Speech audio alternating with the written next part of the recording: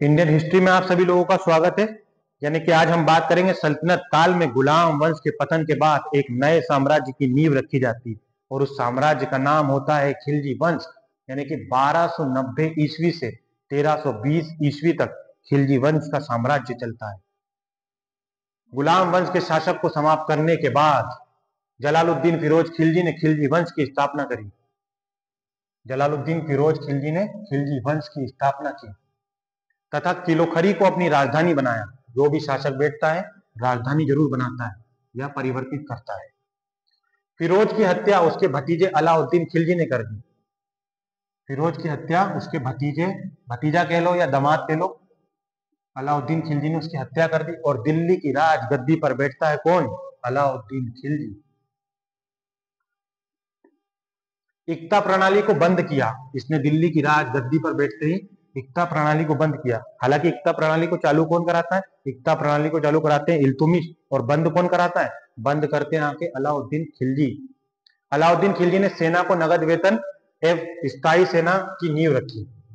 ये नगद वेतन और स्थायी सेना की नींव का मतलब होता है नगद वेतन यानी कि नगद में वेतन मिलेगा, और स्थायी सेना का मतलब होता है आपको यहीं खाना है, यहीं सोना है, यहीं रहना है और युद्ध के समय डायरेक्ट यहीं से निकलना है और नगद वेतन लेते रहना है।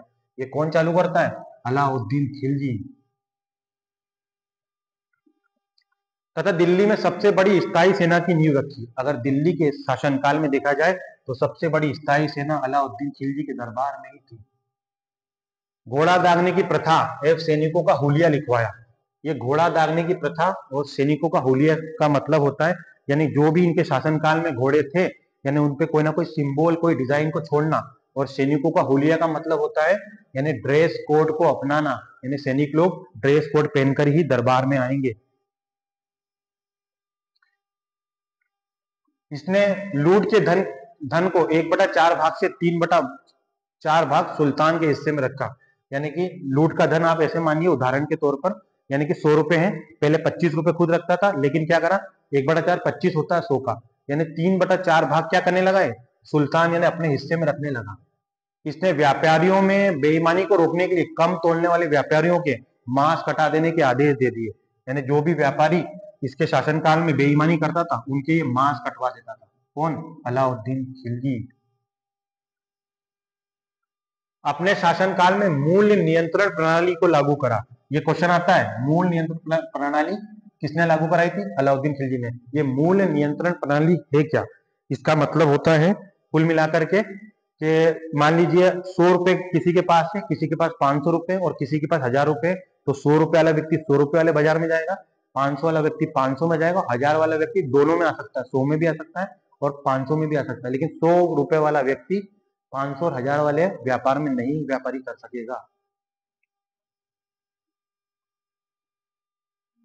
अलाउद्दीन खिलजी ने 2 तरह के कर भी लगाए थे। एक तो चराई कर था। चराई कर का मतलब होता है पशुओं को चराने पर टैक्स लेता था, ये जो आजकल हम लोग टैक्स बोलते हैं ना, ये टैक्स लेता था। और गड़ी कर भी लगवाए थे। गड़ी कर का मतलब होता है घरों और झोपड़ी पर लगने वाला टैक्स, यानी घर और झोपड़ी आप बनाओगे तो भी आपसे टैक्स लेगा, और अपने गाय जानवरों को यदि आप चराते हो तो भी ये टैक्स लेगा। शाहाना ए मंडी कर भी लिया है। शाहाना ए मंडी ये कर किसने लगाया था? अलाउद्दीन खिलजी ने लगाया था, है ना। ये खाद्यान्नों को बिक्री हेतु लगाया जाता था। यानी कि आपके पास आपके ही खेत में आप अनाज बोओगे, गेहूं, मक्का, बाजरा, ज्वार, जो आपकी मर्जी आप बोओगे, और लेकिन आप बिक्री यानी बेचने के लिए जाओगे तो भी आपको किसको टैक्स देना होगा? अलाउद्दीन खिलजी को टैक्स देना पड़ेगा। भैया उसका शासन चल रहा है तो देना ही पड़ेगा। दक्षिण विजय के लिए इसने मलिक कफूर को भेजा। ये मलिक कफूर कौन है? मलिक कफूर को नुसरत खान ने सोमनाथ मंदिर से खरीदा था 1000 दिनार में। यह एक हिजड़ा था, ठीक है। कौन? मलिक कफूर। दक्षिण विजय के लिए भेजता है मलिक कफूर को। 1000 दिनार में खरीदा था किसने? नुसरत खान ने, सोमनाथ मंदिर से। अलाउद्दीन खिलजी ने कई चीजों का निर्माण कराया, जैसे उसमें क्या है निर्माण में? जमियत खाना मस्जिद, जमियत खाना मस्जिद, अलाई दरवाजा, कहाँ है ये? कमेंट करना। सीरी का किला तथा 1000 खंबा महल, ये सब किसने बनवाए? अलाउद्दीन खिलजी ने बनवाए। अलाउद्दीन खिलजी की मृत्यु होती है कब? 1316 ईस्वी में। अलाउद्दीन खिलजी की मृत्यु होती है 1316 ईस्वी में होती है। अलाउद्दीन खिलजी की मृत्यु के बाद बहुत ही पागल, अभी तक के भारतीय इतिहास में सबसे बड़ा पागल शासक बैठता है। अलाउद्दीन खिलजी की मृत्यु के बाद दिल्ली की राज गद्दी पर मुबारक खिलजी बैठता है। 1316 ईस्वी में ये गद्दी पे बैठता है, राज गद्दी पे। इसे नग्न स्त्री और पुरुष की संगत बहुत पसंद थी। किसको? मुबारक खिलजी को नग्न स्त्री और पुरुष की संगत बहुत पसंद थी। मुबारक खिलजी दरबार में स्त्रियों के वस्त्र पहनकर के भी कभी कभी आ जाता था। बरनी के अनुसार यह नग्न होकर राज दरबार में दौड़ लगाता था। कौन? मुबारक खिलजी। हुआ ना पागल। इसने खलीफा की उपाधि धारण करी थी। ये अपने आप को खलीफा बोलता था। कौन? मुबारक खिलजी।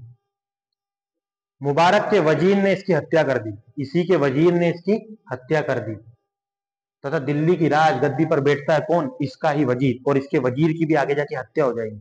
यानी कि क्या होगा? इसके वजीर की हत्या होने के बाद दिल्ली सल्तनत पर एक नया वंश उदय होगा और उस वंश का नाम होगा तुगलक वंश। और उसकी नींव रखेंगे गियासुद्दीन तुगलक। ये हम आगे जानेंगे। तब तक आप लोग क्या करेंगे? आप लोग इसी तरह से मुस्कुराते रहेंगे और क्या करेंगे? और आप लोग सुरक्षित रहेंगे। धन्यवाद।